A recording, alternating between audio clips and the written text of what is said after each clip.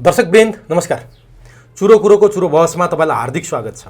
हामी आजको चुरो बहसमा देशको समसामयिक राजनीतिमा केन्द्रित भएर संवाद गर्दैछौँ। देशमा देखिएका विभिन्न किसिमका बाछिटा आजको चुरो बहसको मुख्य विषय हुनेछन्। त्यसका निमित्त चुरो कुरोको चुरो बहसमा अधिवक्ता, पत्रकार एवं प्राध्यापक राजेन्द्र पाठक हुनुहुन्छ। सबभन्दा पहिले म चुरो कुरोको चुरो बहसमा राजेन्द्र पाठकलाई स्वागत गर्छु। यहाँलाई चुरो बहसमा हार्दिक स्वागत। हस्, धन्यवाद मित्र। के हो यो खासमा गणतन्त्र भनेर लोकतन्त्र भनेर हामी भनिरहेछौँ। अभिव्यक्ति स्वतन्त्रता पनि हुन्छ होला, भाषण भिषण गर्न पाइने अधिकार पनि हुन्छ होला। हिजो पञ्चायतमा समेत पञ्चायतको विरोध गर्न पाइन्थ्यो भन्ने कुरा हामी सुन्न पाउँछौँ।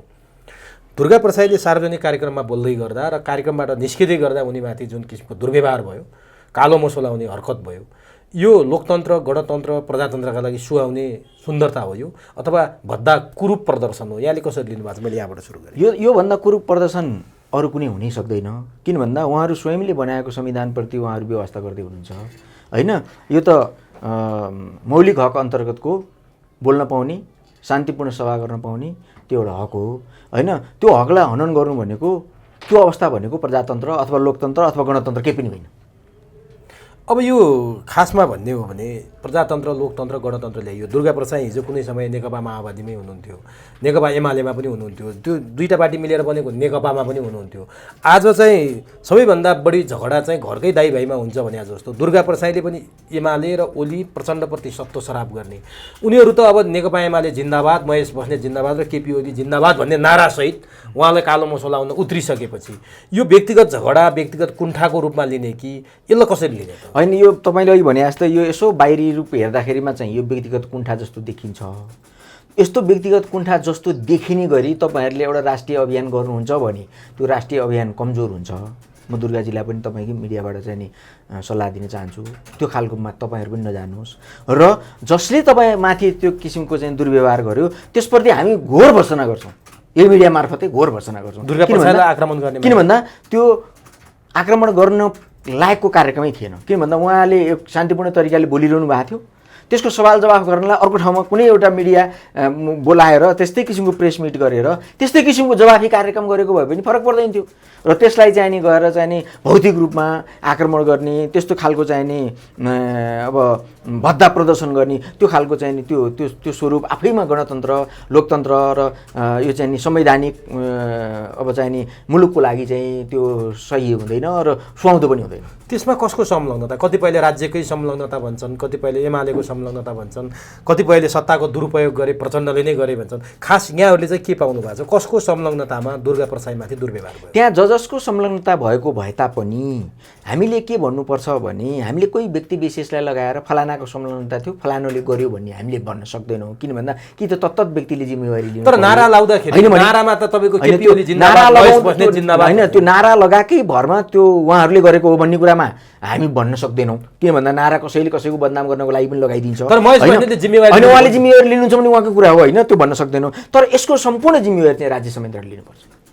राज्य संयन्त्र नै हो। किन भन्दा त्यो राज्य संयन्त्रले त्यहाँ सुरक्षा दिनु पर्थ्यो। त्यो राज्य संयन्त्रले त्यो किसिमको गलत काम गर्नेलाई कारबाही गर्न सक्नु पर्थ्यो र गर्न सक्नुपर्छ। यदि त्यस्तो गर्न सकेन भनेदेखि त तपाईँ हामी पनि त बस चलाउँछौँ त मुलुकको विषयमा लिएर, जनताको विषयलाई लिएर। भोलि तपाईँ हामीमाथि आक्रमण भयो भने फेरि त्यसको जिम्मेवारी कसले लिन्छ? त्यसको त राज्यले लिनुपर्छ त्यसको जिम्मेवारी। त्यसो त तपाईँहरू नै हो कि गणतन्त्रवादी नेता यानि कि नेपाली काङ्ग्रेसका सहमहामन्त्री महेन्द्र यादवमाथि आक्रमण हुँदा समर्थन गर्ने फेरि तपाईँहरू? हामीले कहाँ बोल्यौँ त्यस्तो कुराहरू? तपाईँ व्यक्तिगत रूपमा तपाईँलाई भनेन, यो सामाजिक सञ्जाल छ नि, त्यसको हामी घोर भर्त्सना गर्छौँ। किन भन्दा कसैलाई भौतिक रूपमा आक्रमण गर्नु, त्यसलाई मार्ने उद्देश्य राख्नु, त्यसलाई चाहिँ नि अरू दुस्साहसपूर्ण तरिकाले चाहिँ नि उसलाई यातना दिन खोज्नु, त्यो चाहिँ त्यो हाम्रो लागि मानवाधिकार योग्य कुरा हुँदैन। किन भन्दा एक त म कानुनको विद्यार्थी पनि हुँ, अर्को कुरा तपाईँले भने जस्तो पत्रकार पनि हुँ होइन। त्यो हिसाबले पनि हामीले यस्ता कुराहरूलाई चाहिँ नि आत्मसात गर्न मिल्दैनौँ। त्यस कारणले त्यो भर्त्सना योग्य छ। किन भन्दा कसैमाथि भौतिक कारबाही गर्नको लागि त त्यो भौतिक कारबाही गर्ने तत्त्व भनेको त त्यो गलत तत्त्व। किन भन्दा त्यो भौतिक कारबाही भनेको गर्न पाइँदैन। त्यो भौतिक कारबाही अथवा चाहिँ कुनै किसिमको कारबाही जेसुकै किसिमको कारबाही गर्छ भने पनि कानुनमा टेकेर त्यो देशको राज्य संयन्त्रले गर्ने हो। तर सामाजिक सञ्जालमा देखियो नि महेन्द्र यादवमाथि आक्रमण हुँदा सबैले चाहिँ समर्थन गरे आक्रमणकारीको, दुर्गा प्रसाईमाथि आक्रमण हुँदा सबै चाहिँ दुर्गा प्रसाईको पक्षमा छन्। किन यस्तो विभेद? होइन, दुर्गा प्रसाईमाथि आक्रमण हुनु निन्दनीय कार्य हो। महेन्द्र यादव माथि हो कि महेन्द्र यादव माथि पनि सांघातिक हमला हुनु निन्दनीय कार्य हो। दुईटै निन्दनीय कार्य हो। तर सामाजिक सञ्जालमा उपस्थित जनताले त्यो भनेन के होइन, जनता यो नेतृत्व यो दलहरु किन यति आक्रोश जनताले आक्रोश के कारणले व्यक्त गरे भने सत्तामा बसेको सत्ताधारी दल पार्टी वा सङ्गठनले यतिका 35 वर्षसम्म प्रजातन्त्र लोकतन्त्र र गणतन्त्र भन्दै गर्दाखेरिमा यो कुनै पनि तन्त्रभित्र राज्यलाई समृद्धि दिन नसकेको र जनतालाई सुख सुविधा र चाहिँ नि घाँसबास कपास स्वास्थ्य शिक्षा सुरक्षा र रोजगारी दिन नसकेको उपज हो। त्यो ती मात्रै होइन कि यो राज्यलाई ध्वस्त बनाएर यो राज्यलाई खोक्रो बनाएर यो राज्यको दोहन गरेर विदेशमा लगेर पैसा राख्ने तत्त्वहरू हाबी भएको कारणले यी दल र सङ्गठनका मान्छेहरूलाई चाहिँ नि जनताले नरुचाएको खास कारण चाहिँ हो। अब कतिपयले सामाजिक सञ्जालमा तस्बिर बनाए कि देशको पक्षमा बोल्ने दुर्गा परसाईलाई कालो मोसो लगाइयो अथवा दुर्व्यवहार गरियो, मान्छे मारेर जेलभित्र बसेका रिगललाई चाहिँ अबिर जात्रा गरेर चाहिँ जेलबाट बाहिर निकालियो। के नेपाली समाजमा के भएको होइन? राज्य संयन्त्रले गरेको काम हो यो। त्यही त मैले जिम्मा राज्य संयन्त्रले लिनुपर्छ भने मैले अघि भन्दैछु त। कोही व्यक्तिले जिम्मा लियो, कसैले मैले गरेको भन्छ भने पनि त्यो व्यक्तिमाथि कारवाही गर्ने जिम्मेवारी त राज्य संयन्त्रको हो नि त। त्यसकारणले यो राज्य संयन्त्रले जिम्मा लिनुपर्छ यो यसको सम्पूर्ण कामको अब सम्पूर्ण कारबाहीको जिम्मेवारी। जस्तो तपाईँले भने जस्तो मान्छे मारेर सडकमै मान्छे मारेर दिनदाडै मान्छे मारेर आउनेलाई चाहिँ नि अबिर जात्रा गर्ने पनि र अबिर जात्रा गरेको चाहिँ नि वाहवाही गर्ने पनि यही राज्य संयन्त्र हो। तर समाजले छोड्ने पनि यही राज्य संयन्त्र हो। र चाहिँ यो राज्य मुलुक चाहिँ नि ध्वस्त हुँदैछ है, ध्वस्त हुनुबाट बचाउनुपर्छ भन्ने माथि चाहिँ आक्रमण हुँदा पनि चुपचाप लागेर चाहिँ नि सुनेर हेरेर बस्ने पनि यही राज्य संयन्त्र हो। त्यसकारणले यो राज्य संयन्त्रले जिम्मा लिनुपर्छ। भनेपछि दुर्गा परसाईले उठाएका विषयहरू चाहिँ जेनुन हुन्। उहाँले बैङ्कको लोन नतिर भनिरहनु भएको छ, आफैले बैङ्कबाट अरबौँ रुपियाँ लिएको र नतिरेको कुराको आरोप पनि उहाँले खेपिरहनु भएको छ। उहाँले कुनै समुदायमाथि लान्छित लाएर ती समुदायहरूलाई यहाँबाट निकाला गर्नुपर्छ भनेर सार्वजनिक कार्यक्रममै त्यो समुदायसँग भिड्न पनि तयार हुनुभयो। उहाँले उठाएको कुरो देश र जनताकै लागि होला, किनभने उनीहरू 10 जना मारवाडीको मुठ्ठीमा यो देशको अर्थतन्त्र छ, यो बैङ्कहरू मारवाडीले चलाएका छन्, यो देशको अर्थतन्त्र देशको पैसो जम्मै मारवाडीसँग छ, उनीहरूले सबै पैसा भारत पठाउँछन्, आफ्नो देश भारत हो भनेर उहाँले भनिरहनु भएको छ। दुर्गा परसाईले चाहिँ बैङ्कका चाहिँ शाखा प्रमुखहरूमाथि चाहिँ कालो मोसो दलले एउटा अभियानै सञ्चालन गर्नुभयो। उहाँले उठाएका इस्यु चाहिँ ठिक हुन् या गलत हुन्? होइन, यस्तो कस्तो भने कसैको मानवाधिकार हनन हुने र कसैको कार्यप्रति चाहिँ नि दखल पुर्याउने, सही कार्यप्रति दखल पुर्याउने काम आफैमा पनि त्यो जसले गरे पनि नराम्रै हो। त्यो या दुर्गा परसाईले गर्नुहोस् या अथवा राज्य पक्षले गरोस् अथवा कुनै समूहले गरोस्, त्यो आफैमा गलत कुरा हो होइन। कुनै एउटा व्यक्ति विशेषलाई टार्गेट गरेर फलानालाई कालो मोसो लगाउने भन्ने कुरा पनि उचित होइन। किन भन्दा सार्वजनिक पद धारण गरेको मान्छे हो भने, सार्वजनिक पद धारण गर्दै गर्दा गलत काम गरेको ठहर भयो भने त्यो चाहिँ नि जनताले जनआक्रोश पोख्ने कुरा आफ्नो ठाउँमा छ। तर चाहिँ कसैले कसैको आफ्नो व्यक्तिगत व्यवसाय व्यापार गरेर कमाएर खाएकै आधारलाई लिएर चाहिँ नि कारबाही गर्नुपर्छ भनेर कसैले व्यक्तिगत टार्गेट गरेर त्यो गर्न सम्भव पनि छैन। त्यो राज्यले जिम्मा लिने हो। मैले भने नि अहिले यो देशमा व्यापारीहरूले लुटेका होलान्, त्यो सत्य होला, त्यो कुरालाई मानौँला। तर त्यो व्यापारीहरूलाई लुट्ने वातावरण कसले निर्माण गर्यो त भन्दाखेरि यही राज्य संयन्त्रले निर्माण गरेको। त्यसकारणले पनि यो राज्य संयन्त्र जिम्मेवार हुनुपर्छ क्या। यो राज्य संयन्त्रै अक्षम हो क्या। तर उहाँले उठाएको कुरा त ठिक छ नि त। मारवाडी समुदायले पैसा अकुत कमाएको छ, यहाँका व्यापारीहरूले व्यापार गर्नै पाउन्नन्, उसले कमाएको पैसा जम्मै विदेश बाहिर अर्को देशमा पठाएको छ, बैङ्कहरू उसको कब्जामा छ, नेपालको व्यापार संयन्त्र उसको कब्जामा छ, अनि नेपालीले कहिले गर्न पाउने त? एउटा कुरा म तपाईँलाई भनौँ, यो राज्यमा तपाईँको मुलुकको जनताले सार्वभौम अधिकारको रूपमा भोटिङ गरेर आफ्नो जनप्रतिनिधि खटाएर पठाएको जनप्रतिनिधिले समेत यो राज्य संयन्त्रबाटलाई दोहन गरेर पैसा विदेशमा लगेर राखेको कुराहरू त तपाईँहरू मिडियाहरू बेला बेला भन्नुहुन्छ नि। पैसा विदेशमा लगेर थन्क्यायो, कहिले स्विस ब्याङ्कमा लगेर थन्क्यायो, कहिले दुबईमा लगेर थन्क्यायो, कहिले भारतमा लगेर थन्क्यायो अथवा कुनै अमुक मुलुकमा लगेर थन्क्यायो भनेर त तपाईँहरू मिडियाहरू नै छापिरहनुहुन्छ। त्यो त तपाईँहरूले नै सुनाइरहनुहुन्छ।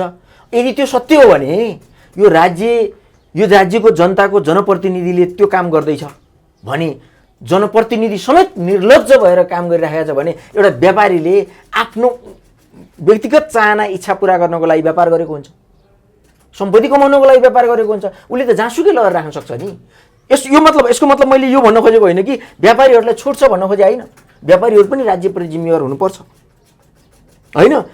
त्यो व्यापारी भन्दा पनि अझै राज्यप्रति जिम्मेवार को हुनुपर्छ भन्दाखेरि देशको जनप्रतिनिधि हुनुपर्छ, हाम्रो नेताहरू हुनुपर्छ, हामीले चुनेर पठाएका नेताहरू हुनुपर्छ, हामीले मानेको व्यवस्था हुनुपर्छ, हामीले मानेको दल वा सङ्गठन हुनुपर्छ।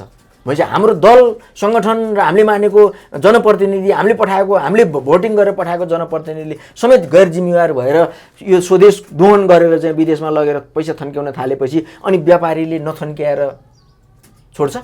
अनि यो मारवाडी समुदायको विषयमा दुर्गा प्रसाईले उठाएको विषय सही हो कि गलत हो? हेर्नुहोस्, त्यसको विषयमा त उहाँलाई नै प्रश्न गर्नुहोस् र उहाँको व्यक्तिगत कुरा हो बा अथवा चाहिँ नि राज्यको कुरा हो बा उहाँले जवाफ दिने कुरा हो, हेर्नुहोस् होइन। किन भन्दा गलत काम गर्नु हुँदैन, राज्यमा बसेर मुलुकप्रति चाहिँ जिम्मेवार हुनुपर्छ भन्ने कुरा चाहिँ उहाँको सही हो हजुर होइन। मुलुकप्रति जिम्मेवार हुनुपर्छ होइन, मुलुकमा बसेर काम गरिसकेपछि त्यो मुलुकप्रति माया हुनुपर्छ, त्यो मुलुकप्रति सम्मान हुनुपर्छ, त्यो मुलुकप्रति चाहिँ नि अब अधिकार सम्पन्न पनि हुनुपर्छ, त्यो मुलुकले दिएको अधिकार पनि लिनुपर्छ र त्यो मुलुकको दायित्व पनि निर्वाह गर्नुपर्छ भन्ने कुरा चाहिँ उहाँको सही हो। तर आज उहाँमाथि जसरी आक्रमण भयो नि, यो के यो व्यवस्था ढल्दैछ, यो व्यवस्था जाँदैछ, उहाँले यो व्यवस्थाको विरुद्ध कुरा गर्नुभयो। उहाँले नारायण एटी पुगेर म राजालाई सिरपेज लगाइदिन्छु भनेर पनि भन्नुभएको थियो अघिल्लो दिन अगाडि। उहाँमाथि जुन किसिमको दुर्व्यवहार भयो, यसको कारण के हुनसक्छ? अहिलेको वर्तमान व्यवस्था अथवा अहिलेका विद्यमान दलहरूले उहाँले उठाएको विषयबाट टाउको दुखाइ मानेर उहाँलाई आक्रमण गरेका हुन् अथवा व्यक्तिगत रेसिपी के हुन्छ? अब तपाईँले, मैले अथवा कोही एबिसीले कुनै दललाई मानिरहँदा, कुनै सङ्गठनलाई मानिरहँदा, कुनै वादलाई मानिरहँदा उहाँले चाहिँ राजालाई मान्न नपाउने हो र? राजालाई मान्न पाउने तत्त्वले समुदायले राजालाई पनि त मान्न पाउनुपर्छ नि त।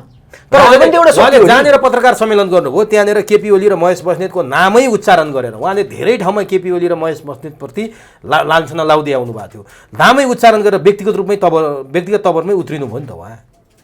होइन, ठिक छ, त्यो उहाँको कुरा हो होइन। मैले उहाँलाई अहिले आएर यो मिडियामा बसेर उहाँले के गल्ती गर्नुभयो अथवा सही गर्नुभयो होइन, उहाँलाई आक्रमण गर्नुको कारण के हो? तर उहाँलाई आक्रमण गर्नु चाहिँ नितान्त गलत हो। त्यो गलत भयो, तर कारण के हुनसक्छ? अब त्यो कारण चाहिँ खोज्दै जानुपर्छ, तपाईँहरूले मिडियाले पनि खोज्नुपर्छ। अरू अनि यहाँ त भोलि तपाईँहरू जस्ता अभियन्ता अरूमाथि पनि दुर्व्यवहार हुने दुर्व्यवहार हुन्छ, त्यही भएर त हामी भन्ने आएको छौँ यो गलत कार्य भनेर हामी भन्ने आएको छौँ त। तपाईँ चाहिँ नि जिन्युन मुद्दा उठाइरहँदाखेरिमा, जिन्युन मुद्दा उठाएर राज्यमाथि चाहिँ नि राज्यलाई चाहिँ नि खबरदारी गरिरहँदाखेरिमा त्यस्तो किसिमको दुर्व्यवहार कोही माथि पनि हुनु हुँदैन। अब त कोही सुरक्षित नहुने अवस्था देखियो, कोही पनि हुनु हुँदैन, कसैमाथि पनि त्यस किसिमको दुर्व्यवहार हुनु हुँदैन, त्यो त सत्य हो। तर उहाँले पालाको पैँचो फर्काउने भनेर ओली र महेश बस्नेतलाई जवाब फर्काउनु भएको छ। अब उहाँले पालाको पैँचो फर्काउने, फेरि उनीहरूले पालाको पैँचो फर्काउने, अर्कोले फर्काउने, देश मुठभेडमा होइन। यस्तो मुठभेडपूर्ण अवस्थामा जाने कुराहरू तपाईँहरूले पनि कसैले पनि नगर्दा राम्रो हुन्छ होइन। यस्तो मुठभेडमा जाने, आन्तरिक द्वन्द्व फैलाउने, अब चाहिँ नि गृहयुद्धमा जाने जस्तो वातावरण होइन, एकले अर्कालाई देखि नसहने, अर्कोले अर्कोलाई देखि नसहने अवस्थाहरू चाहिँ नि अब त्यसमै भौतिक रूपमा कारबाही गर्दै हिँड्ने हो भने अब एक दिन कुनै नै दिन तपाईँले भने जस्तै गृहयुद्धमा जान सक्छ, मुठभेडमा, आन्तरिक मुठभेडमा जान सक्छ। यस्ता किसिमको क्रियाकलापहरू आफैमा राम्रो होइन। यसलाई कानुनी कारबाही गर्ने निकाय भनेको राज्य हो। राज्यले नै जिम्मेवार भएर सही काम गर्नेलाई पुरस्कृत गर्नुपर्छ र गलत काम गर्नेलाई चाहिँ नि दण्ड गर्नुपर्छ, यो राज्यको जिम्मेवारी। अनि उहाँले यो देशको नेतृत्व म लिन्छु, यहाँ अब कसैले अरूले लिन सक्दैन, म लिन्छु भनेर बोल्नुभयो एउटा कुरा। अर्को कुरा, यो देश बिगारेको ठुला मिडियाले, तपाईँ पनि एउटा सञ्चारकर्मी भएको हुनाले, सञ्चारकर्ममा तपाईँले आफूले पनि कलम चलाउने भन्नाले म यो सोध्दैछु, उहाँले ठुला मिडियाले देश बिगारे, बर्बाद पारे, अब तपाईँ युट्युबहरूको सहयोग लिएर म देश बचाउँछु भन्नुभएको छ, देशको नेतृत्व लिन्छु भन्नुभएको छ, ठुला मिडियामाथि खनिनु भएको छ, युट्युबले लिएर देश बचाउँछु भन्नुभएको छ। यो तिनवटा कुरालाई चाहिँ यहाँले होइन, मसँग त्यस्तो प्रमाण छैन। म मिडियावालाहरू चाहे ठुला मिडिया हुन्, मेन स्ट्रिम मिडिया हुन्, अथवा तपाईँहरू जस्तो युट्युबर हुनुहुन्छ, अथवा कुनै एउटा प्रोग्राम चलाएर हुनुहुन्छ, अथवा फेसबुकमै भए पनि लाइभ गर्नुहुन्छ, ती सबैलाई म मिडिया म्यानको रूपमा मान्छु र सबै मिडियाहरूप्रति मेरो उत्तिकै सम्मान छ। त्यस कारणले म कसले बिगार्यो, कसले के गर्यो भन्ने कुरासँग प्रमाण मसँग छैन। त्यही कारणले मलाई यो किसिमको प्रश्न नसोध्दै राम्रो हुन्छ। किन भन्दा मिडियावालाले के गर्नुपर्छ, तटस्थ मिडिया चलाउनुपर्छ, तटस्थ रूपमा चाहिँ भए गरेका समाचारहरूलाई चाहिँ जनतामा सम्प्रेषण गर्नुपर्छ र जनताका समस्याहरूलाई उजागर गरिदिनुपर्छ, राज्य सामु उजागर गरिदिनुपर्छ। त्यो मिडियाको काम हो। अथवा त्योभन्दा गलत काम गर्छ भने, त्योभन्दा बाहिर बसेर काम गर्छ भने त्यो मिडियालाई कारबाही गर्ने निकाय पनि छ होइन यो देशमा। त्यो कारबाही गर्ने निकायले कारबाही गरोस् होइन। यदि होइन सही तरिकाले काम गरिरहनु भएको छ भने मेरो सबै मिडियाहरूप्रति उत्तिकै सम्मान छ होइन। म कसैले गलत काम गर्यो र कहिले सही काम गर्यो भन्ने पक्षमा म छैन। किन भन्दा मसँग त्यो खालको प्रमाण पनि छैन। त्यस कारणले म भन्न सक्दिनँ। अब कोही बोलेकै आधारमा यसरी आक्रमण हुने हो भने त गणतन्त्र धरापमा परेन र? किनभने आफ्नो खाल्डो आफै गणतन्त्रले खनेको जस्तो। गणतन्त्रले आफ्नो खाल्डो आफै खनिराखेको छ। गणतन्त्र आफ्नै कारणले फेलियर भइराखेको छ र गणतन्त्र कुनै दिन फेरि समाप्तिको मुखतिर गइराखेको छ भनेर त योभन्दा अगाडि हामीले धेरैचोटि बहस परिरहेको छ। एउटा दुर्गा प्रसाईको मुखमा मोसो दलेर आफ्नो मुख सफेद हुन्छ र आफू सफा हुन्छ भन्ने लाग्छ यी गणतन्त्रवादी नेताहरूलाई कि हो भनेर मैले जान्न खोजेँ। कसैको मुखमा मोसो दलेर, कसैलाई दुर्व्यवहार गरेर, कसैलाई छिची दूर गरेर, खिसी ट्युरी गरेर आफू सफेद हुने होइन। आफूले सही काम गर्नु पर्यो, सत्कर्म गर्नु पर्यो। सत्कर्म गर्ने बाटो चाहिँ नि भगवान्ले यी सही नेतागणहरूलाई प्रदान गरून्, हामी यतिसम्म भन्न सक्छौँ होइन।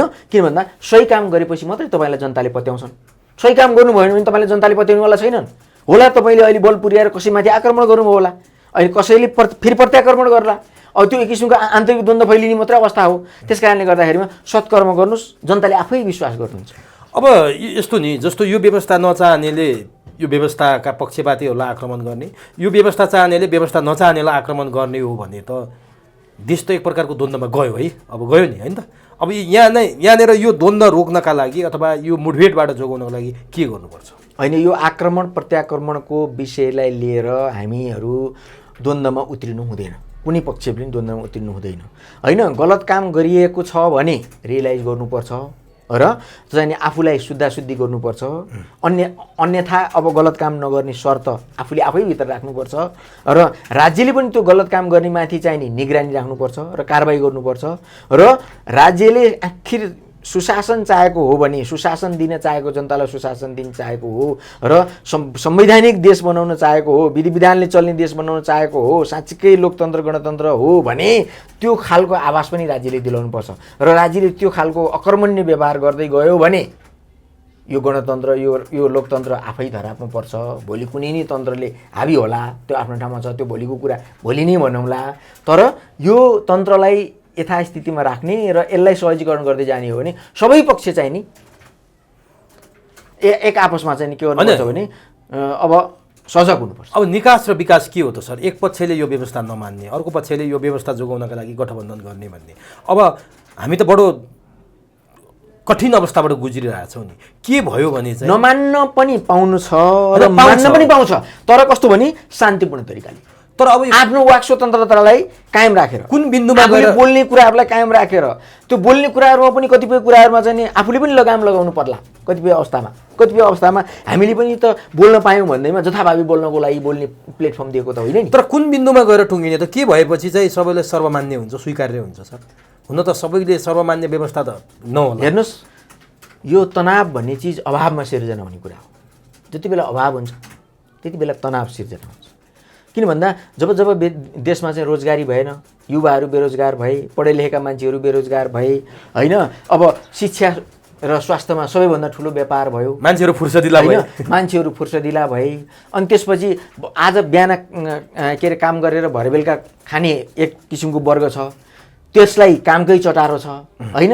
एउटा वर्ग यस्तो छ कि उसलाई कहिल्यै जिन्दगीभरि कामै गर्नु पर्दैन होइन, मजाले खान पनि पाउँछ, पढे लेखेको पनि छ।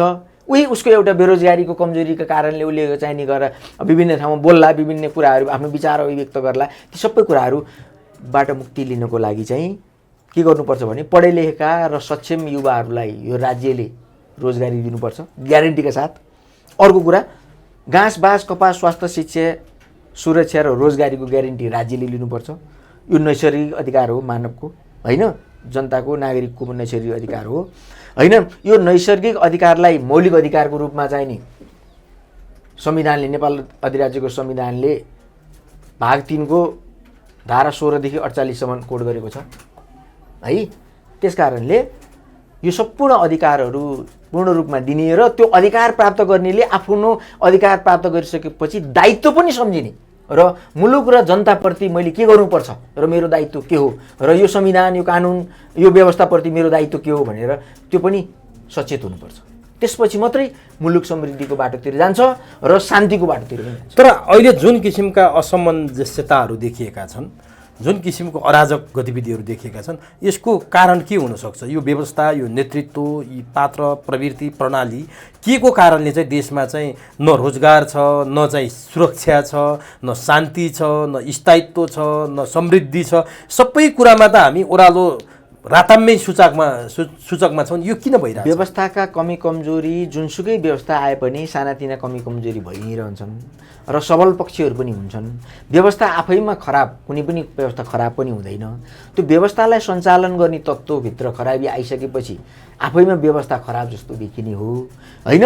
यो संविधान पनि कुनै संविधान आफैमा खराब पनि हुँदैन होला, कमी कमजोरी हुन्छ संविधानभित्र, छिद्रहरू धेरै भयो भने त्यहाँ खेल्ने ठाउँहरू धेरै हुन्छ, त्यसलाई टाल्नुपर्छ, बन्द गर्नुपर्छ र संविधानमा सबलता ल्याउनुपर्छ, विधानमा सबलता ल्याउनुपर्छ, त्यो आफ्नो पक्ष हो।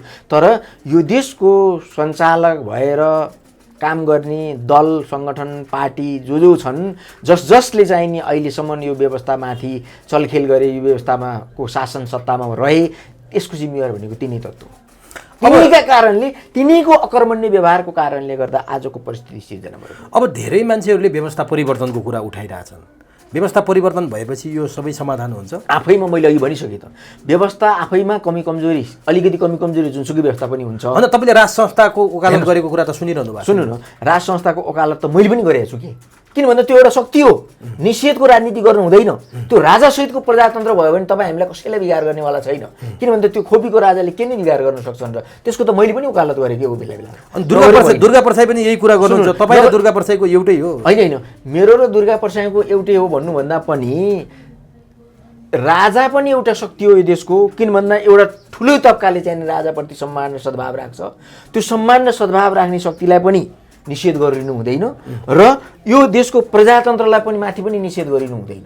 र राजासहितको प्रजातन्त्र भयो भने उचित हुन्छ भनेर त हामीले पनि बेला बेलामा वकालत गर्ने गरेकै हो क्या। व्यवस्था आफैमा कमी कमजोरी, सानोतिनो कमी कमजोरी हुन्छन् र त्यो कमी कमजोरीलाई सुधार गर्दै जाने हो। व्यवस्था आफैमा सही र गलत पनि हुँदैन। हेर्नुहोस्, त्यो व्यवस्थाभित्र बसेर काम गर्ने संयन्त्र हो सही वा गलत हुने भनेको। त्यस कारणले नै म यो सम्पूर्ण जिम्मेवारी चाहिँ नेतृत्वमा दिन चाहन्छु। जस्तो राज संस्था फिर्ता भयो भने, राज संस्था फर्क्यो भने अहिलेका यी समस्याहरूमा कमी आउँछ? तपाईँले राज संस्था धेरै कमी आउँछ। कसरी? त्यो असन्तुष्ट तत्त्वहरू जो असन्तुष्ट एउटा चाहिँ शक्ति छ नि, जो राज संस्थाप्रति सम्मान गर्ने, राज संस्थाप्रति आस्था राख्ने, राजा रहँदाखेरिमा एउटा चाहिँ नि अर्कै किसिमको चाहिँ नि धार्मिक स्वतन्त्रतादेखि लिएर, धार्मिक उदेखि लिएर, सामाजिकदेखि लिएर, राजनीतिकदेखि लिएर अरू चाहिँ नि अरू समाजका विभिन्न स्ट्रक्चरहरूलाई चाहिँ नि राजाले एक किसिमको मियोको रूपमा काम गरेको हुन्छ र त्यो मियोलाई खडा गरेपछि चाहिँ नि अझै सहज हुन्छ भन्ने एउटा शक्तिलाई पनि सम्मान गरिदिँदाखेरिमा त्यो अर्को शक्तिले के गर्छ भनेदेखि त्यसलाई एक्सेप्ट गर्छ। त्यो एक्सेप्ट गरेको अवस्था चाहिँ के हुन्छ भने शान्तिपूर्ण हुन्छ। जस्तो अहिले राजा नचाहने शक्ति फेरि त्यति बेला फेरि राज संस्थाको विरुद्धमा आउला नि त, त्यो शक्ति पनि त छ नि राजा नचाहने, त्यसलाई कसरी ब्यालेन्स गर्ने त? उसलाई त अहिले पनि गणतन्त्रको पक्षमा जनताको छोरो जनताको छोरी राष्ट्रपति हुनुपर्छ भन्ने पक्षमा त केही जमात त छ नि। हेर्नुहोस्, प्रधानमन्त्री नै हुन पाइन्छ त? यो व्यवस्थामा त प्रधानमन्त्री नै सर्वेसर्व हुन्छ त? प्रधानमन्त्री नै एक्जिक्युटिभ पावर लिएर बसेको हुन्छ त? राजै आए पनि खालि त्यही खोपीकै राजा हुने हो, राष्ट्रपति पनि त्यही खोपीको राजा। हामीलाई चाहिँ खोपीको राजा चाहिँ किन चाहियो त? त्यो एउटा शक्ति छ नि, मैले अघि भने नि निषेधको राजनीति भइरहेको छ। त्यो एउटा शक्तिले चाहिँ त्यसलाई सम्मान गरिरहेको छ। त्यो सम्मान गरिरहेको शक्तिले सधैँभरि चाहिँ के गरिरहेको छ भनेदेखि आफूप्रति भएको अपमानलाई चाहिँ अभिव्यक्त गरिरहेको छ।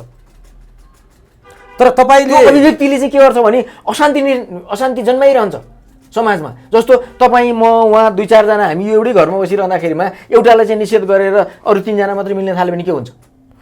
तर तपाईँ यसो कुरा त्यो एउटा शक्तिले त निषेध गरेको ठहर्छ नि त। तर तपाईँ यसो कुरा गरिरहनु भएको छ, संसदमा कुरा उठ्यो कि राजाका कारण चाहिँ धार्मिक र जातीय सद्भाव बिथोल्ने प्रयास भयो, चाहे त्यो धरानमा होस् चाहे नेपालगञ्जमा होस्। राजा भन्ने शब्द चाहिँ संसदमा नबोलियोस्, संविधानले चिन्दैन, रेकर्डबाट हटाइयोस् भनेर संसदमा कुरा उठिरहेको छ। अब यसलाई धेरै बहस पैरेबीमा नजाउँ, किन भन्दा राजाका कारणले यो देश अशान्ति भएको होइन भन्ने कुरो त संसारले सर्वविदित भइसक्यो। 3 करोड जनताले, तीन नेपालीहरूले सबैले थाहा पाइसके राजाका कारणले यो देश उथलपुथल भएको पनि होइन रहेछ, बिग्रिएको पनि होइन रहेछ, सप्रिएर अत्याधिक समृद्ध हुने पनि होइन रहेछ। राजा भनेको एउटा शक्ति हो, एउटा मियो हो, एउटा सम्मानित संस्था हो। त्यो सम्मानित संस्थालाई मान्नेमा उचित हुन्छ भन्ने कुरो त सबैले सर्वमान्य रूपमा लागिसकेका छ। त्यस कारणले कुनै एउटा तत्त्वले नमान्दैमा त्यो चाहिँ गलत हो भन्ने अवस्था रहेन। किन भन्दा राष्ट्रपति जस्तो नहुँदै गर्दा कमसेकम राजा त राजा जस्तो भएर बसेको थियो कि योभन्दा अगाडि भन्ने सबैले मान्यता राखिसकेका छन्। त्यस कारणले यो राजाका विषयमा अफवाह फैलाउने खालका प्रश्नहरू हामीले सवाल जवाफहरू नगर्दै उचित हुन्छ। तपाईँ ढुक्क हुनुहुन्छ नेपालमा राज संस्था फर्किने? होइन, फर्कियो राम्रो हुन्छ, फर्किए राम्रो त हुन्छ, फर्किँदा राम्रो हुन्छ। तर फर्किनेमा तपाईँ कति होइन म कति विश्वस्त छु र मेरो विश्वस्तताले कति काम गर्छ भन्ने कुरा त्यति महत्त्वपूर्ण हुँदैन।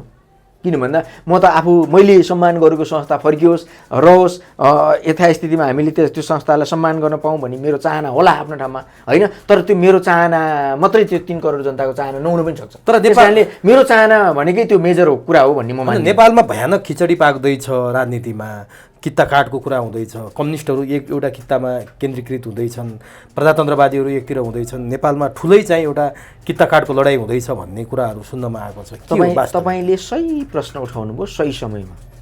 तपाईँले यो एउटा बहस योग्य प्रश्न निकाल्नुभयो, त्यसको लागि धन्यवाद। यो देशमा प्रजातन्त्रवादी शक्ति र राजा सेना एकतिर भएन भने समयमै बुद्धि पुर्याएर प्रजातन्त्रवादी शक्ति, सुन्नुहोस् है, राजा र सेना एकतिर भएर त्यो किसिमको व्यवस्थापन गर्न, उचित व्यवस्थापन गर्न सकेन भने यो देशमा कम्युनिजम स्थापना हुने अन्तिम षड्यन्त्र बुनिसकेको छ। कसरी भनिरहनु भएको छ? ती कम्युनिस्ट पार्टीहरू एकले अर्कोलाई कुकुर र बिरालो जस्तो गरेर झगडा गरिरहेछन्। यहाँले यसरी भनिरहनु भएको छ, यसका आधारहरू त होला। उनीहरूले आत्मसात गरिसके। पहिलो कुरो, कम्युनिस्टहरू फुट्दाखेरिमा हामी अब समाप्तिको दिशातिर जाँदैछौँ। यो वैकल्पिक दल र प्रजातान्त्रिक दलको, वैकल्पिक दलको चार्मिङ ज्यादा बढेको, अहिले खाइपाइ आएको प्रजातान्त्रिक दलभन्दा पनि वैकल्पिक दलको र वैकल्पिक जन्मिने शक्ति, जन्मिँदै गरेको शक्तिको फेरि पनि जन्मिन सक्छ नि त, होइन। त्यो शक्तिप्रति जनताको आस्था वृद्धि हुँदै गएको र त्यो वैकल्पिक शक्तिले चाहिँ नि आफ्नो वृद्धि विकास गर्दै गर्दा त्यो चुडेर जाने भाग भनेको चाहिँ कम्युनिस्टहरूकै भागबाट चुडेर जाने हो है भन्ने कुरोमा उनीहरू विश्वस्त भइसके। किन भन्दा 63-64% कम्युनिस्टको भोट छ यो देशमा, टोटल सबै कम्युनिस्टहरू जोड्दा 63-64%। त्यो 63-64% भोटबाटै चुनिने हो त्यो वैकल्पिक शक्तितिर जाने भनेको। भनेपछि उनीहरू यो वैकल्पिक शक्तिदेखि एकदमै त्रसित छन्, कम्युनिस्टहरू, विशेष गरी नेपालको कम्युनिस्टहरू। किन भन्दा ती वैकल्पिक शक्तिहरू पनि डेमोक्रेटिक लाइनका भएका कारणले, नत्र भने त ती डेमोक्रेटिक लाइनका थिएनन् भने त कङ्ग्रेस पनि सशङ्कित हुन्थ्यो होला, होइन, अथवा डेमोक्रेटिक दलहरू पनि सशङ्कित हुन्थ्यो होला। यी वैकल्पिक शक्तिबाट कङ्ग्रेसभन्दा कम्युनिस्टहरू सशङ्कित छन्, धेरै सशङ्कित छन्। किन भन्दा त्यो चुडिने भनेको उनीहरूकै भागबाट चुडिने हो। तपाईँले छ नि भागभन्डा गर्दै गर्दाखेरिमा अर्को भाग लगाउनु पर्यो भने ठुलो भागबाट चुन्ने हो नि, सानो भागबाट चुन्ने होइन नि। सुन्नुहोस् है, मेरो विश्लेषण सुन्नु दे।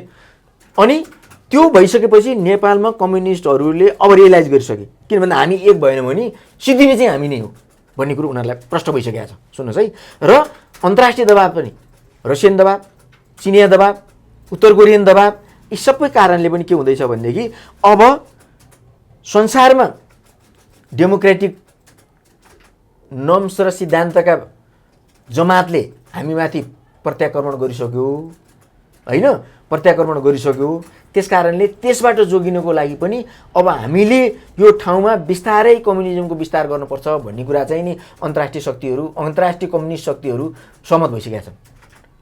त्यो सहमत भइसकेका कारणले गर्दाखेरिमा तत्काल नेपालमा 6 महिनाभित्र डेमोक्रेटिक पार्टी, डेमोक्रेटिक शक्ति, सेना र राजा, राज संस्थासँग सम्बन्धित शक्ति एक भएर व्यवस्थापकीय परिवर्तन गरेर हो वा अथवा संविधान संशोधन गरेर हो, जुनसुकै कारणले भए पनि यो व्यवस्था भन्दा अलि अलग खालको व्यवस्थापन गर्न सकेन भने, सही समयमा गर्न सकेन भने यो देश कम्युनिस्टको अखाडा बन्दैछ। तपाईँले पाएको यो सूचना आधिकारिक हो? अब यो यहाँको अध्ययन एउटा तथ्यमा छ, अध्ययन र विश्लेषण हो। किन भन्दा यो देशमा कुनै बेला भारतको प्रत्यक्ष निगरानी हुन्थ्यो, चीनको थोर बहुत निगरानी हुन्थ्यो। अब अहिले त्यो सिनेरियोबाट ठ्याक्कै परिवर्तन भएर अहिले निगरानी कहाँ पुगेको छ? पश्चिमा देशसँग पुगेन? त्यो पश्चिमा देशको निगरानी भनेको, त्यो खतराको सूचक भनेको कसका लागि हो? चीनको लागि हो। त्यो चीनको लागि भएको खतराको सूचक भनेको अन्तर्राष्ट्रिय कम्युनिस्ट शक्तिको लागि हो।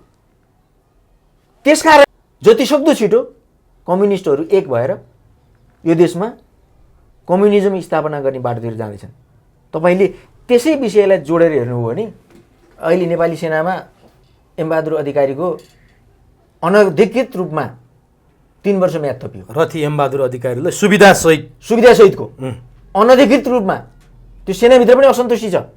पूर्व जर्नलहरूले आपत्ति जनाइसके।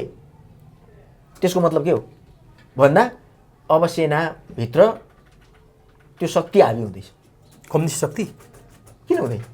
त्यो त कम्युनिस्टको सिद्धान्तलाई लिएर युद्ध लडेको शक्ति हो त्यो। तपाईँलाई थाहा छ? मैले तपाईँकै मिडियामा होला र धेरै मिडियामा लेखि पनि सकेको छु, बोली पनि सकेको छु।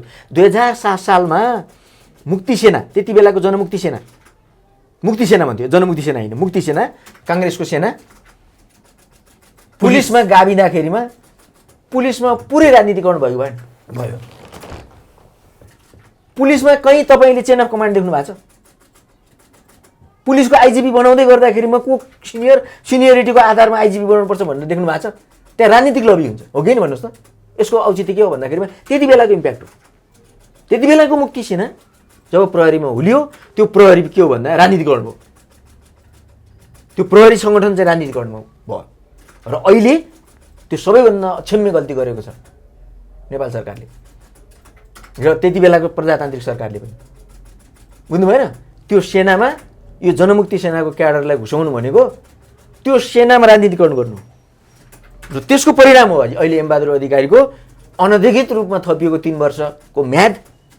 त्यसको परिणाम उनलाई प्रधान सेनापति बनाउने लाइनका साथ थपिएको भन्छन् नि, किनभने उनको उमेरले पनि साथ दिन्छ र उनी प्रधान सेनापति हुने लाइनमा पुग्न सक्छन्। यो बढुवाले गर्दा यो सुविधा जुन थपिएको छ अहिले यहाँनिर उनलाई प्रधान सेनापति बनाउने ग्रान्ड डिजाइन अन्तर्गत गरिएको परिस्थिति यस्तै रह्यो र यस्तै चाहिँ नि छरपष्टको अवस्था चाहिँ नेपाली चाहिँ नि राजनीतिमा रहिरह्यो भने धेरै वर्ष जानै पर्दैन, 3 वर्षै लाग्दैन। त्योभन्दा अगाडि नै प्रधान सेनापति बनाउने डिजाइन रचिन्छ। त्यति बेला के हुन्छ त अवस्था? सेना राजनीतिकरणमा हाबी हुन्छ। अनि यो कुरा प्रधान नेपालको सुन्नुहोस् है, नेपालको एउटै मात्रै त्यो शक्ति हो सेना जुन भित्र अहिलेसम्म राजनीतिकरणको हाबी हुन सकेको छैन। राजनीतिकरण हुने कोसिस चाहिँ गराउने कोसिस चाहिँ गरिराखिया छ, तर आजसम्म राजनीतिकरण भएको छैन। तर नि सर, तर कुनै दिन तपाईँले अघि भने जस्तै शक्ति त्यो ठाउँमा पुग्यो भने अनि त्यसले चाहिँ के भन्दा राजनीतिक दृष्टिकोणबाट हेर्न थाल्छ। त्यसपछिको खतरा अनि झनै असह्य हुन्छ। यो कुरामा प्रधान सेनापति किन सहमत भयो त? उनी त लामो चेन अफ कमान्डबाट, नेपाली सेनाको चेन अफ कमान्डबाट आएका। यो थापाउँदा आँखा चिम्लेर एमबहादुर अधिकारीको त्यो विशेष पद सिर्जना गर्ने र त्यसमा सेवा सुविधा दिनेमा चाहिँ उनी किन राजी भए? होइन, किन राजी भयो त्यो चाहिँ उनले भन्ने विषय हो। हामीले सेनामा त चरम असन्तुष्टि छ नि त सर। म सेनाको उनलाई के प्रभावमा पारियो कि प्रलोभनमा पारियो? म सेनाको विश्लेषण गर्ने मान्छे पनि होइन। हेर्नुहोस्, सैनिकको विषयमा यस्तो अनावश्यक अनर्गल कुराहरू हामीले बोल्न पनि मिल्दैन तर मिडियामा। आज हेर्नु त पूर्व जर्नलहरूले विरोध गरिसके। पूर्व जर्नलहरूले विरोध गर्ने कुरा आफ्नो ठाउँमा छन् होइन, भएका जर्नलहरूले असन्तुष्टि व्यक्त गर्ने कुरा आफ्नो ठाउँमा छ। तर सेनाको विषयमा को कति प्रलोभनमा पर्यो अथवा परेन अथवा के कारणले यो भयो भन्ने कुरा चाहिँ हामीले जुन सैद्धान्तिक रूपमा चाहिँ राजनीतिलाई हामी विश्लेषण गर्छौँ त्यो आधारमा चाहिँ हामीले सेनालाई विश्लेषण गर्न मिल्दैन। त्यसो हो भने सेनामा के भयो भन्ने कुरा त बिस्तारै आउला। प्रधानमन्त्री पुष्पकमल दाहाल छन्, त्यसको सत्ताको टेकेसो नेपाली काङ्ग्रेस छ, रक्षा मन्त्री पूर्णबहादुर खड्का छन्। काङ्ग्रेसले आँखा चिम्लेर किन समर्थन गर्यो यो विषयमा? रक्षा मन्त्री काङ्ग्रेसकै छन्। अनि यो विषयमा चाहिँ नेकपा एमालेको नेतृत्व किन बोल्दैन? केपी ओली किन बोल्दैन? सबै कुरामा चाहिँ केपी रक्षा मन्त्रीले बोल्ने कुरा हो, रक्षा मन्त्रीले गर्ने कुरा हो, रक्षा मन्त्रीको विषय हो। अब हामीले भने नि हामीले सेनालाई राजनीतिक दृष्टिकोणबाट हेरेर राजनीतिक हिसाबले नै विश्लेषण गरेर सेना यो हो भन्न चाहिँ मिल्दैन। किन भन्दा सेना भनेको एउटा तटस्थ एउटा सङ्गठन हो, देशको मेरुदण्ड हो, सम्मानयोग्य संस्था पनि हो। त्यो सम्मानयोग्य संस्थालाई सम्मानित रहोस् भन्ने मात्रै हाम्रो मकसद हो। अहिलेसम्मको कुराले चाहिँ त्यो सम्मानयोग्य संस्था चाहिँ नटुटोस्, जस्ताको तस्तै रहोस्। यदि मेरुदण्ड टुट्यो भने शरीर रहँदैन, शरीर जीवित त होला तर निष्क्रिय हुन्छ। त्यो शरीरको निष्क्रियता नआओस् भन्नको लागि मात्रै हामीले यो यतिसम्म भनेको हो। किन भन्दा हाम्रो पनि एउटा आफ्नो दायरा हुन्छ, त्यो दायराभन्दा बाहिर जान। तर सेनाको विषयमा त सेनाको बारेमा त मैले यहाँलाई अध्ययन गर्नुहोस्, विश्लेषण गर्नुहोस् भनेन। पार्टीहरू त बोल्न पर्थ्यो नि सर। शेरबहादुर किन बोलेनन्? पूर्णबहादुर किन बोलेनन्? केपी ओली किन बोलेनन्? र प्रचण्डलाई चाहिँ यिनीहरूले निष्फिक्री काम गर्न दिए त? अब शेरबहादुर आफ्नै अब झोली भर्न तयार छन् र आफ्नै झोली भर्नको लागि तम तयार भएर हिँडेका छन्। अब केपी ओली पनि लगभग त्यस्तै नै भएको देखिन्छ। अरू राजनीतिक दलका मुखियाहरू पनि त्यस्तै नै भएको देखिन्छ। अब प्रचण्ड स्वयं त अब उनको लागि त भविष्यमा भोलि योभन्दा बढी फाइदा लिने उद्देश्य पनि होला, त्यो कारणले पनि उनी आफ्नो कामहरू अगाडि बढाइराखेका होलान् र चुपचाप रूपमा अगाडि बढाइराखेका होलान्। र तर यो गतिविधि भनेको देश र जनताको लागि चाहिँ सही हुँदैन, राम्रो होइन, उचित होइन। देश जनता सिङ्गो सेनाको लागि चाहिँ उचित होइन। होइन, यो उचित होइन ल, ठिक छ। प्रचण्डको यसअघिको सत्ता बहिर्गमन पनि नेपाली सेनालाई गिजोल्न खोज्दाखेरि, प्रधान सेनापति हटाउन खोज्दाखेरि सत्ताबाट बाहिर निस्किनु परेको थियो। अहिले पनि प्रचण्डले नेपाली सेनामाथि गिजोल्ने प्रयास गरे। प्रचण्डको सत्ता यही गिजोलेर प्रचण्डको सत्ता ढल्ने सम्भावना कति देख्नुहुन्छ? होइन, उनको त उद्देश्यै त्यही हो भनेर हामीले भन्यौँ भने पनि फरक पर्दैन। किन भन्दा त्यति बेलै प्रधान सेनापतिमाथि गरेको कारबाहीले नै त्यो कुरा प्रष्ट बनाउँछ। किन भन्दा उनको उद्देश्य मकसद गलत थियो भन्ने कुरा देखाउँछ। र अहिले गरेको कामले पनि अब पहिला चाहिँ उनले एक्कासी टाउकोमा गरे आक्रमण, सिधै माथि नै गरे। अब अहिले चाहिँ काँधमा चढेर टाउकोमा आक्रमण गर्ने कोसिस हो कि भनेर त्यतिसम्म चाहिँ भन्न सकिन्छ। भनेपछि ओली र देउबा सबैलाई ब्यालेन्समा राख्न सफल भए प्रचण्ड। देउबालाई भुटानी शरणार्थीको प्रकरणमा तिम्रो श्रीमती जेल हालिदिन्छु भनेर त्रास देखाइरहेछन्, ओलीलाई गृहबन्धु टी स्टेटको त्रास देखाइरहेछन् अथवा सुन प्रकरणसँग जोडेर तिनीहरूलाई ब्यालेन्समा राखेर आफ्नो स्वार्थ पूर्ति गर्न प्रचण्ड सफल भएका हुन्। हेर्नुहोस्, राष्ट्र र राष्ट्रियता जोगाउने स्वार्थमा यी सबै कुराहरूलाई तटस्थ राखेर, राष्ट्र र राष्ट्रियतालाई केन्द्रबिन्दुमा राखेर, जनतालाई केन्द्रबिन्दुमा राखेर निर्णय गर्नुपर्ने हुन्छ। यस्ता सानातिना विषयहरूलाई लिएर, अब सानातिना यो भ्रष्टाचारका विषयहरूलाई लिएर, कुराहरूलाई लिएर तटस्थ हुनुपर्ने, सशङ्कित हुनुपर्ने कुनै कारण छैन। होइन, जसले भ्रष्टाचार गरेको छ त्यसैलाई जेल पठाइदियो, सिद्धिहाल्यो, उसको त काम तमाम भइहाल्यो। होइन, त्यो विषयमा त बोल्नु पर्थ्यो नि त। जस्तो काङ्ग्रेस नबोल्नु नै उनीहरूको कमजोरी हो, मैले यही भन्दैछु त। उनीहरूको कमजोरी भनेको कतै आफ्ना गल्ती छन्, ती गल्तीमा प्रचण्डले भोलि त्यो हुनसक्छ। तपाईँले भने जस्तै, अनुमान गरे जस्तै गल्ती कमजोरी भोलि उजागर हुने परिस्थिति अथवा जेल जानु निर्माण हुन सक्ने भएको कारणले चुपचाप लागेको पनि हुनसक्छ। अर्को कुरा, भोलि सत्तामा फेरि पनि मेरो पालो आइहाल्छ, म मेरो पालोमा जे गर्नुपर्छ गरौँला र अर्काको पालामा जसरी गरोस्, होइन भनेर गठबन्धन टुट्छ भनेर डरले पनि गठबन्धन नटुटोस् भनेर चाहिने एउटा त्यो मकसद राखेर पनि यो खालको व्यवहार नगरेको हुनसक्छ, यो बोली नबोलेको हुनुपर्छ। तर त्यसो भन्ने हो भने त केपी ओलीले बोल्दा त उचित हुन्थ्यो। केपी ओलीले चाहिँ किन बोलेनन्? रहस्यमय छ नि त कुरो, त्यो चाहिँ रहस्यमय छ। अर्को कुरो, हिजो सेनाको सङ्ख्या घटाउनुपर्छ भनेर बोल्दाखेरि संसदमै तातियो, मिडियाहरूमा यत्रो विषय बन्यो। आज चाहिँ माओवादी लडाकु चाहिँ प्रधान सेनापतिको लाइनमा लैजानका लागि प्रधानमन्त्रीले मन्त्री परिषदबाट प्रधान सेनापतिलाई दबाब दिए भन्दाखेरि चाहिँ कोही पनि बोल्दैन। यी पूर्व जर्नेलहरू बोल्या जस्तो देखियो, खासै समाचारमा पनि आउँदैन यो विषय, संसदमा कोही पनि बोल्दैन। तैचुप मैचुप हुनु चाहिँ अत्यन्तै रहस्यमय भयो क्या। त्यही भएर म यहाँ आलोचना होइन, कुनै रहस्यमय हुनुपर्ने भएर भएको हो बा अथवा नबुझेर भएको हो बा। यदि नबुझेर हो भने तपाईँले विषय उठान गरिदिनु भएको छ, भोलिबाट संसदमा तै पनि यस विषयमा बोलिन्छ कि? हेरौँ, बोल्नुपर्ने जरुरी त भयो नि, होइन सर?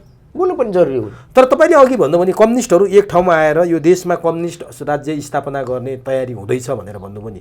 कम्युनिस्टहरू बिचका अहिले भाषण सुन्दाखेरि एउटाले अर्कोलाई आरोप प्रत्यारोप लागेको कुरा सुन्यो भने सुन्दै नसकिने, केपी ओलीले प्रचण्डलाई, माधव प्रचण्डले केपी ओलीलाई भनेका कुरा सुन्ने भने त एक ठाउँमा आउलान् जस्तो देखिँदैन।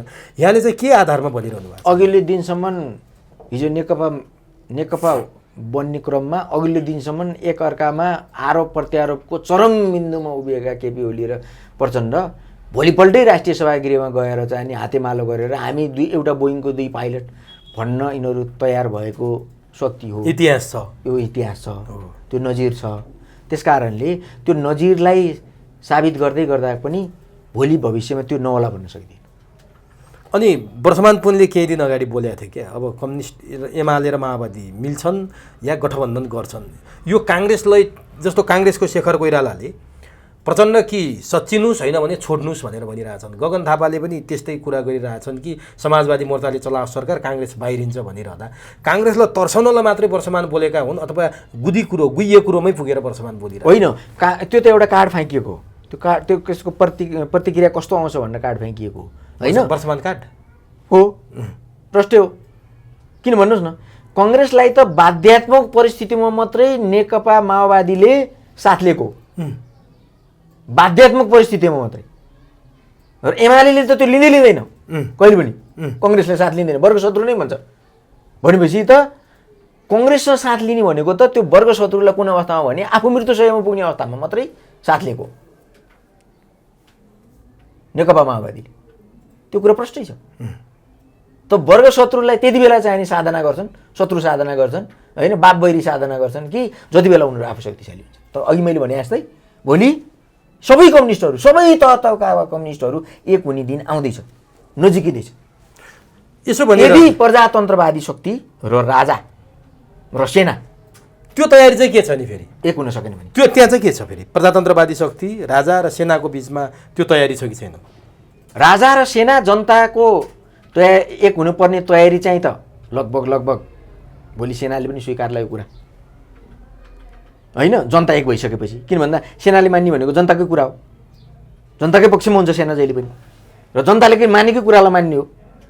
भोलि राज संस्थालाई जनताले सम्पूर्ण जनताले मानिदिए भने र बहुमत जनताले मानिदिए भने भोलि सेनाले त्यो राज संस्थालाई नमान्ला भन्न पनि सकिँदैन, यसमा कुनै शङ्का छैन।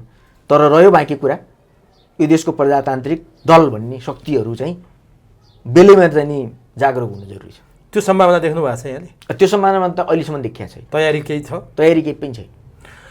भनेपछि देश कम्युनिस्टको अखाडा बन्दैछ। यदि देश कम्युनिस्टको अखाडा बनेन भने पश्चिमाको अखाडा बन्ने कुरो त निश्चित भइसक्यो नि। भनेपछि त कुन ठिक त हाम्रो लागि? हाम्रो लागि त दुवै ठिक होइन। पश्चिमाको अखाडा हुनु पनि सही होइन र कम्युनिस्टको अखाडा हुनु पनि सही होइन। किन भन्दा तपाईँ हामी त प्रजातन्त्रवादी हौँ, डेमोक्रेटिक नर्म्सका मान्छे हौँ होइन, त्यो खालको रुल होस् भन्ने चाहन्छौँ। संसार सबै एकातिर छ अनि हामी किन कम्युनिस्ट बन्दैछौँ? हाम्रो लागि त त्यो कुरा सही हुँदैन। भने नेपालमा यो घटना भइरहँदा नि विश्वमा फेरि अर्को एउटा लडाइँ चलिरहेछ, युक्रेन र रसियाको बिचको लडाइँ छ। त्यो लडाइँका बिचमा फेरि इजरायल र हमासको लडाइँ भइरहेछ। हमासले छापामार शैलीमा सुतिरहेका यहुदीहरूमाथि आक्रमण गर्यो र त्यहाँ हाम्रा नेपाली 10 जना विद्यार्थी पनि दिवंगत भए। उनीहरूको उद्धार समयमा गर्न सकिएन र अरू पनि त्यहाँ उद्धारका लागि पर्खिरहेछन्। यो एउटा विषय छ। यो हमास र इजरायलको लडाइँ, युक्रेन र रुसको लडाइँ कतै विश्व युद्धमा जाने त होइन भनेर मान्छेहरू चिन्तित छन्। यी दुईटा लडाइँले के सङ्केत गर्छन्? होइन, यो त ठ्याक्कै विश्वयुद्धको सिनेरियो हो लगभग। किनभने अब यहुदीहरूको भूमि भनेर चिनिएको इजरायल एकमात्र देश हो। त्यसो त पहिला त यो फेरि प्यालेस्टाइनीहरूको पनि हो नि त। होइन, कुनै दिन प्यालेस्टाइनहरूको भूमि चाहिँ नि यहुदीहरूले लुटे भनेर पनि उनीहरू आरोप लगाउँछन्। त्यो कति सत्य हो, त्यो कति सही हो, कति गलत हो, उनीहरूले छुट्याउनु। त्यो कुरामा हामीले माथापछि गरिरहनु जरुरी पनि छैन। किन भन्दा अहिले हाललाई यहुदीको संसारभरि भएको भूमिमध्ये एउटा भूमि त्यही पनि हो, त्यति नै हो। किन भन्दा यहुदीहरू आफ्नो भूमिप्रति बढी आस्थावान पनि हुन्छन्। जसरी आफ्नो भूमि समाप्त हुँदै गर्दाखेरिमा समाप्त भइसकेपछि त्यो भूमिका जनताले चाहिँ नि आफ्नो भूमिप्रति एउटा आस्था व्यक्त गर्छन्, त्यस्तै यहुदीहरूले पनि अहिले तपाईँले भने जस्तै त्यो प्यालेस्टाइनको भूमि विगतमा थियो होला, आफ्नो ठाउँमा छ होइन, तर अहिले त यहुदीकै भूमि हो होइन। त्यस कारणले उनीहरू आफ्नो भूमिप्रति आस्था बाँध्छन्, शक्तिशाली पनि छन् उनीहरू, विकसित पनि छन्, सक्षम पनि छन्। अन्तर्राष्ट्रिय शक्ति सम्पन्न मुलुकले उसलाई सहयोग पनि गरेको छ, समर्थन पनि गरेको छ। तर यो सिनेरियो भनेको घोर निन्दनीय छ। किन घोर निन्दनीय छ भनेपछि को प्रति निन्दा गरिरहनु भएको छ यहाँ? किन भन्दा हाम्रो देशका काम गर्न गएका अथवा इन्टर्नसिपमा पढ्न गएका विद्यार्थीहरूमाथि आक्रमण भएको छ। त्यस कारणले हामीले निन्दा गर्नुपर्छ, हाम्रो देशको तर्फबाट निन्दा गर्नुपर्छ। हाम्रो देश त इजरायलको पक्षमा उभियो नि त होइन। हाम्रो देशको भूमि, हाम्रो देशको जनता त्यो देशमा काम गर्दै जाँदाखेरिमा प्रवासी चाहिँ नि अब नागरिक माथि चाहिँ आक्रमण हुनु चाहिँ त्यो निन्दनीय काम हो। त्यो त निन्दनीय काम भयो। तर हमास र इजरायलको लडाइँमा चाहिँ देश चाहिँ इजरायलको पक्षमा उभियो नि त होइन। अहिले यति बेला त हमासले पनि आफ्नो पहिचानको लागि लडिरहेको छ। त्यो इजरायल उसको पहिचान हो, प्यालेस्टाइनीहरूको पहिचान। इजरायल चाहिँ आफ्नो राष्ट्रियताको लागि लडिरहेछ। देश त पछि बने हो नि इजरायल। अब हामी कसको पक्षमा उभिनु त? यहाँ हामी कसैको पनि पक्षमा उभिनु जरुरी छैन। किन भन्दा हामी निष्पक्ष हुनु जरुरी छ, कसैको पक्षमा पनि उभिनु जरुरी छैन। किन भन्दा हामी पहिलो कुरा हाम्रो सिद्धान्त भनेकै असंलग्न परराष्ट्र नीति हो। किन भन्दा हामी कोही प्रति संलग्न हुँदैन। एउटा कुरामा चाहिँ हामीले घोर घोषणा के गर्नुपर्छ भने हाम्रा नेपाली माथि भएको आक्रमणको चाहिँ घोर घोषणा गर्नुपर्छ। त्यति मात्रै मैले बुझेको। हाम्रा नेपालीमाथि चाहिँ जस्तो अरू अरू देशले उद्धार गरेर आफ्ना आफ्ना देशमा लगिसके, सरकारले जुन किसिमको चाहिँ विलम्ब गर्यो नि, मान्छेहरू त्यहाँ बङ्करबाट चाहिँ सहारा माग्दै थिए, भिडियो सन्देश पठाएका थिए, हाम्रो सरकारले किन तदारुकताका साथ यस्ता विषयमा काम गर्न सक्दैन? हरेक पटक चाहिँ सरकार चुकिरहेको हुन्छ विदेशमा नेपालीहरूले। यो अकर्मण्य सरकार स्वदेशमै कुनै नागरिकलाई रेस्क्यु गर्न पर्यो भने त यो देशको सरकारले रेस्क्यु गर्न सक्दैन भने विदेशमा गएको नागरिकलाई यिनले के रेस्क्यु गर्छन्? यिनले त तिनले पठाइदिएको रेमिट्यान्सबाट भत्ता खान्छन्, तलब खान्छन्, राम्रा गाडी चढ्छन्, राम्रा महलमा बस्छन्, आफ्ना सुख सुविधाका लागि सम्पूर्ण कुराहरूमा निगरानी गर्छन्। जस्तो स्वास्थ्य, घाँसबास, कपास, स्वास्थ्य, शिक्षा, सुरक्षा, रोजगारी राज्य प्रदत्त अधिकार हो, राज्यले दिनुपर्ने अधिकार हो, नागरिकले पाउनुपर्ने अधिकार हो हैन? त्यो अधिकारबाट समेत नागरिक वञ्चित भएका छन्। तर आफ्नो स्वास्थ्य कमजोर भयो भने विदेशमा गएर उपचार गर्नलाई करोडौँ रुपियाँ चाहिने राज्यको ढुकुटीबाट, बजेटबाट छुट्याउँछन्। देख्नु भएन? यस्तो अकर्मण्य सरकारलाई, यस्तो अकर्मण्य व्यवस्थालाई, यस्तो अकर्मण्य नीतिलाई के भन्नुहुन्छ तपाईँ? कसका कारणले विदेशी भूमिमा हाम्रा नेपालीले ज्यान गुमाउनु पर्यो? यिनै नेता होइन, यिनै नेतृत्वको कारण, यही राज्य होइन। जति बेला राज्य व्यवस्थाको कारण इजरायलमा 10 जना मान्छे मर्दै थियो, इजरायलसँग अझै श्रम सम्झौता गर्दै थियो सरकार, रोमानियासँग श्रम सम्झौता गर्दै थियो। कहिलेसम्म युवा बेचेर चाहिँ देश चलाउने? हेर्नुहोस्, यहाँ रोजगारी सिर्जना गर्नु पर्दैन। आज इजरायल भनेको पहिले पनि यसै जानकारीमा भएको अशान्त भूमि हो। त्यहाँ जति बेला पनि हमासले अथवा चाहिँ प्यालेस्टाइनले जति बेला पनि आक्रमण गर्न सक्छ। हरेक घरको आँगनमा बङ्कर तयार गरेर राखेको छ इजरायली सरकारले, किन भन्दा कति बेला लुक्नुपर्ने हो भनेर। भनेपछि त्यस्तो भूमिमा गएर हाम्रा नेपालीहरूले काम गर्नुपर्ने बाध्यता उत्पन्न हुनु र त्यस्तो भूमि चाहिँ फर्टाइल भूमि बन्नु, त्यस्तो भूमिमा चाहिँ हामीले समेत रोजगारी दिन सक्ने एउटा क्षमतावान सरकार बन्नु आफैमा दुर्भाग्यपूर्ण कुरा हो। किन भन्दा हाम्रो जस्तो फर्टाइल भूमि, हाम्रो जस्तो उत्पादन हुने भूमि, हाम्रो जस्तो स्रोत साधन यदि इजरायलले पाएको भए के गर्थ्यो होला, कस्तो गर्थ्यो होला? संसारलाई पाल्थ्यो इजरायलले। भनेपछि इजरायलबाट सिक्नुपर्ने कुराहरू यस्ता छन्। त्यही सिक्न गएका मान्छेहरू, त्यही सिक्न इजरायलमा हामी जानु पर्यो। हाम्रै देशमा हामीले सिकाउन सकेनौँ होइन? हामीले त्यो प्रविधिलाई यहाँ ल्याएर चाहिँ भित्र्याएर सिकाउन सकेनौँ। इजरायलको प्रविधिलाई ल्याएर, इजरायलकै चाहिँ मेन पावरलाई ल्याएर यहाँ त्यस्तो किसिमको काम गर्नलाई चाहिँ सरकारले बजेट छुट्याइदिएको भए के हुन्थ्यो? ती जनताले, ती विद्यार्थीहरूले तिनले यहीँ सिक्थे, यही काम गर्थे, यही भूमिलाई उर्वर बनाउँथे, यही भूमिलाई उन्नत बनाउँथे, यही देश समृद्ध हुन्थ्यो, यही देशका जनताले चाहिँ नि आफ्नो परिवारको साथमा बसेर जीवनयापन गर्न पाउँथे। त्यो निर्माण नगर्नु यी अकर्मण्य नेतृत्वको चाहिँ नि सबैभन्दा अकर्मण्य क्रिया हो। अब नि हामीले यहाँ रोजगार दिन त सकेनौँ। विदेशी भूमिमा आततायीहरूले आक्रमण गर्दा उनीहरू रोइ कराई सहयोग माग्दा, कोहीले चाहिँ मेरो आमाको उपचार गरिदिनु, म त यहीँ रहने भए भनेको छ, कोही छानो फेर्न आएको म यहीँ मर्ने भए भनेको छ। त्यस्तो पीडा र बिलौना हामी देखिरहेछौँ। त्यो ठाउँमा यी नेताका छोराछोरी भइदिए भए यिनले प्राइभेट जहाज पठाएर, के अरे सरकारी जहाजलाई पैसा तिरेर पठाएर भए पनि उद्धार गर्थे होला, प्राइभेट जहाज पठाएर भए पनि उद्धार गर्थे होला। तर जनताको लागि पठाउनु पर्दैन। आज हेर्नुहोस् त, जनता मरिरहेछ। यहाँ मन्त्री परिषदको बैठक बसेर निर्णय गर्न कुरिरहेको छ। मन्त्री परिषदको बैठक बस्नुन्जेल मान्छे मरिरहेछ। जनताप्रति नेता उत्तरदायी भइदिएको भए, जनताप्रति यो व्यवस्था उत्तरदायी भइदिएको भए, जनताप्रति यो कानुन, संविधान, विधि उत्तरदायी भइदिएको भए आज जनताले चाहिँ देश छोडेर जानु पर्थ्यो। 3 देखि 6 हजार युवाहरू देश छोडेर जान्छन् दैनिक रूपमा। अब यो 3 देखि 6 हजार युवा दैनिक रूपमा देश छोडेर जाँदै गर्दाखेरिमा ती युवाहरूले विदेशको भूमिलाई समृद्ध बनाउँछन्। 2-4 पैसा ज्याला मजदुरी गरेर स्वदेशमा त ल्याउलान्। त्यो ज्याला मजदुरी गरेर ल्याएको पैसा पनि यिनी नेताहरूले चाहिँ नि कोही घुस खाने, कोही भ्रष्टाचारी गर्ने, कोही भत्ता खाने, कोही तलब खाने, कोही सुख सुविधा अमन चयन गर्ने गर्दैमा त्यो सबै समाप्त भइसकेको हुन्छ र त्यो परिवारले चामल किनेर खाँदैमा त्यो सिद्धिसकेको हुन्छ।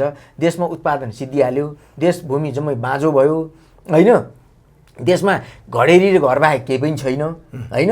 यत्रो उत्पादनशील मुलुक होइन? यत्रो उत्पादन भएको मुलुक, पञ्चायतकालमा समेत सस्टेनेबल विकास गरेको मुलुक र आज प्रजातन्त्रको चरम सीमामा गणतन्त्र समेत आइसक्दाखेरिमा, त्यो पनि 34-35 वर्षको उमेर पुरा भइसक्दा, प्रजातन्त्रको उमेर पुरा भइसक्दाखेरिमा आजसम्म पनि यो देशको प्रजाले, यो देशको जनताले, यो देशको भूमिपुत्रले, यो देशको चाहिँ नि धरतीपुत्रले चाहिँ नि विदेशी भूमिलाई सिञ्चित गर्न र कमारो बन्न जानुपर्ने अवस्था यही देशको सरकारले कमारो बन्न त पठायो नकचरो नालायक सरकारले गरेको होइन। कमारो बन्न त पठायौँ। जीवनको भिख माग्दा पनि भिख दिन सकेनौँ है। भारतले एउटा टिकटक स्टारलाई उद्धार गरेर ल्याइसक्यो चितकार देखेपछि। नेपालले 10 जना विद्यार्थी बङ्करभित्रै मर्न बाध्य पार्यो। कति नालायक सरकार हो। हेर्नुहोस् यो नालायक सरकार त्यो देशमा चाहिँ नि हेर्नुहोस् राजदूतावास खोलेको छ। नेपालको उसकै लफडा बेवकुफ कार्यकर्तालाई चाहिँ नि उसले राजदूत बनाएर पठाइदिन्छ।